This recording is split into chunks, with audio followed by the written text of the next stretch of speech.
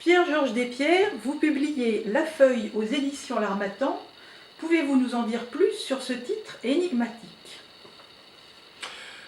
La feuille, bien sûr que c'est un peu énigmatique parce que, en fait, il s'agit de la feuille de coca.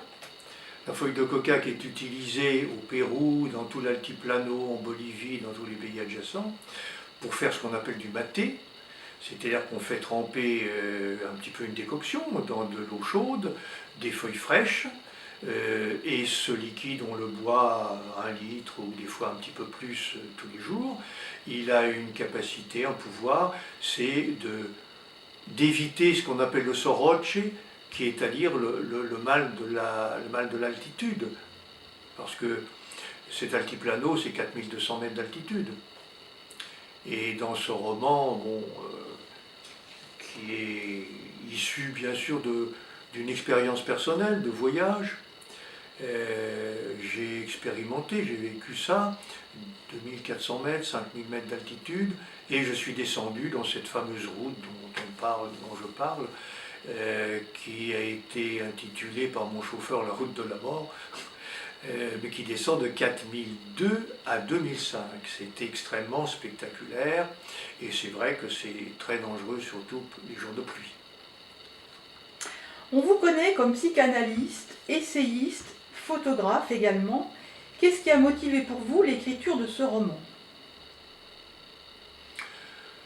Ça s'est fait très spontanément parce que j'ai commencé il y a quelque temps à vouloir écrire des souvenirs de voyage, je l'ai fait une fois ou deux, puis je me suis aperçu qu'en fin de compte c'était tellement banal de raconter ses voyages, un petit peu sa vie comme ça, d'aventure, enfin très modeste, qu'un jour je me suis dit qu'il fallait peut-être partir de cette matière première, en faire quelque chose d'autre, et une fiction s'est construite toute seule. Un jour, je me suis mis à écrire, à commencer par le voyage lui-même, auquel la fiction s'est infiltrée tout doucement au fil des pages.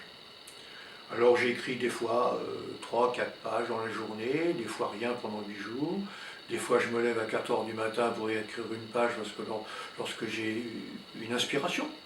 Et puis voilà, ça se fait tout seul, je suis un débutant, hein, c'est mon premier roman, et donc je n'ai pas du tout organisé une construction quelconque.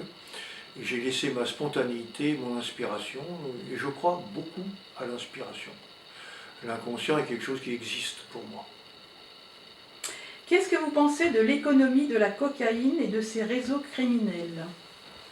Ah, ça c'est un gros problème dont on parle beaucoup actuellement, mais le roman justement évoque ça pour des raisons un petit peu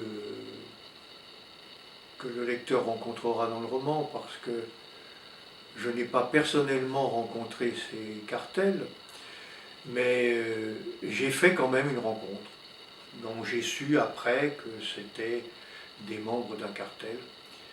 Et toute la fiction s'est accentuée sur ce point de détail. C'est une drogue dure, c'est une drogue qui aujourd'hui est très attirante parce que c'est à la fois un tonique du système nerveux, ça donne l'impression de devenir un peu un surhomme, mais l'addiction est quasi immédiate. Le danger neurologique a des conséquences que l'on connaît, qui sont dramatiques. Et pour s'en défaire, c'est très dur, très long, et ça pose des problèmes cliniques qui actuellement, seuls vraiment les spécialistes pourraient en parler. Avez-vous envie d'écrire d'autres romans policiers? C'est une bonne question. À la suite de ce roman, c'est vrai que j'ai eu l'idée, j'ai pensé à différentes choses. Faire un véritable thriller, un véritable policier, non pas sur des aventures de voyage, mais j'en ai un en tête, c'est exact. Mais je ne sais pas du tout quand il sera terminé, sur quoi ça va déboucher, et si je le terminerai.